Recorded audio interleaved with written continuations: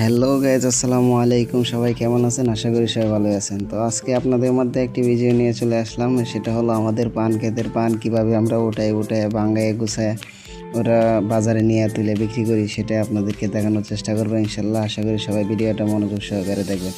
তো দেখতে পাচ্ছেন আমার চাচাতো ভাই আশাদুল, সে পান ভাঙা শুরু করে দিয়েছে।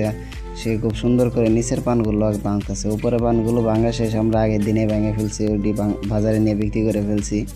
এখন আমার ছোটো ভাই আশাদুল এটি নিচের পানগুলো ভাঙতেছে। এটিকে আমাদের দেশের ভাষায় বলে থাকে তলচার পান। তো তলচার পানগুলো আমার ছোটো ভাই আশাদুল খুব সুন্দর করে ভাঙতেছে। ভাঙার পরে এইগুলো আমরা যখন ভাঙা শেষ হয় তখন সবগুলোকে একসাথে করি। একসাথে করার পরে তো এই যে এক কিলোর পান ভাঙা হয়েছে, এটি আপনাদেরকে দেখানোর সুবিধার্থে পানিতে চুবায় রাখতে হয়। এগুলা পান যত পানিতে চুবাই রাখবেন ততই ভালো হবে, কারণ এটা পানি না পেলে শুকায় যাবে। শুকায় এটার কালার অন্যরকম হয়ে যাবে, ডিসকালার হয়ে যাবে। বাজারে নিলে মানুষ ব্যাপারীরা কিনতে চাইবে না।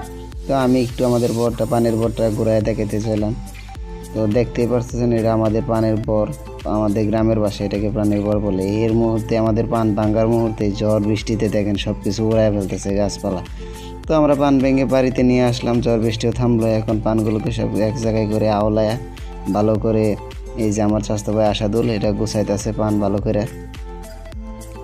তো আমি আপনাদেরকে দেখানোর চেষ্টা করতেছি কিভাবে পান গোছানো শেষ হলে কিভাবে গাদ্দি করে এটা বাজারে নিতে হয়, ওটাও আপনাদেরকে দেখানোর চেষ্টা করবো ইনশাল্লাহ।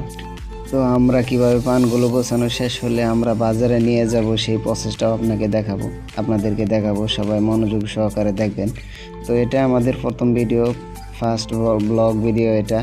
তো গুছায় বলতে পারতেছি না, সবাই ভিডিওটা দেখবেন, সাপোর্ট করবেন। আশা করি সামনে আরও ভালো কিছু দেওয়ার চেষ্টা করবো ইনশাল্লাহ। পানগুলো গোছানোর সময় অনেক খেয়াল করে গোছাইতে হয়, কারণ এখানে ছোট বড় অনেক পানি আছে। ছোটোগুলো সাইডে রাইখা দেওয়া হয়, বড়গুলো শুধু দেওয়া হয়।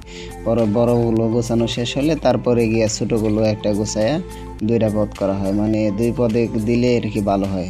তাছাড়া মনে করেন পানির সৌন্দর্য হয় না। তো দেখতে পারতেছেন এখন আমি কলার গাছ থেকে কলার ডাগো কেটে নিয়ে আসছি। এটা এভাবে কাটতে হয়, প্রথম কাইটা তারপরে এটা একটা একটা করে বাস করতে হয়। এই পানের ইয়াগুলো এমনি আশ্রয় নেব, আশ্রয় নেওয়ার পরে একটা একটা করে বাস করব। তো আপনারা ভিডিওটা দেখতে থাকেন, ভালো লাগলে লাইক কমেন্ট শেয়ার করতে বলবেন না।